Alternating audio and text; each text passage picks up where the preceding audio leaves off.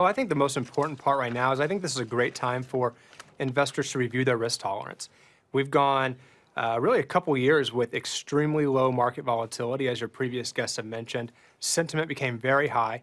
And so I think that many investors may have had too much equity within their portfolios. And I think, so number one, it's very important to review that volatility and make sure that you're really positioned to withstand what we may be seeing in the market.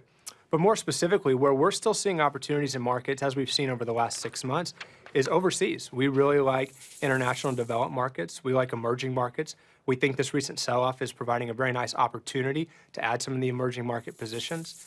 And then within our fixed income portfolios, what we want to do is really shore up the quality. So we've been avoiding, on the margin, some of the lower credit quality, some of the high-yield bonds, and instead increasing the credit quality into things such as government-guaranteed mortgages and treasuries. Are there specific markets globally that you would point our viewers to?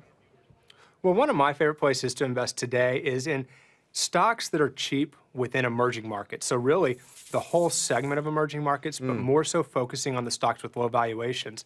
So if we look at the U.S. market, trading at over 30 times trailing Shiller earnings, which again is over the 95th percentile if we look historically. If we look at that same metric in emerging markets, it's closer to 15 times.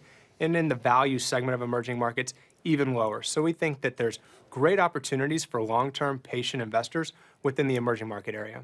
Historically, emerging markets have sold off when interest rates have risen because higher interest rates in the United States draws money from overseas, provides competition. They tend to have higher debt levels in emerging markets, and they tend to sell off. You're not worried about that, or you're not worried about rising interest rates?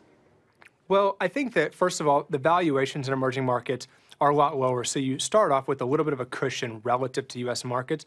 But I'd also point out, if we look back to periods coming off of 1999, which feels the most similar to me today, emerging markets had a tremendous run following that period, which included the period of 2004 to 2007, where the Federal Reserve was raising interest rates at almost every meeting, all the way up to over 5%. So I think if we look back to that period, emerging markets can do quite well in a rising interest rate environment, although that relationship hasn't necessarily been the case over the last few years. So bottom line, we think that valuations support that and provide a cushion within that market.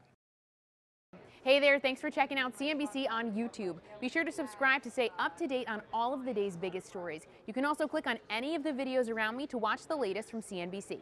Thanks for watching.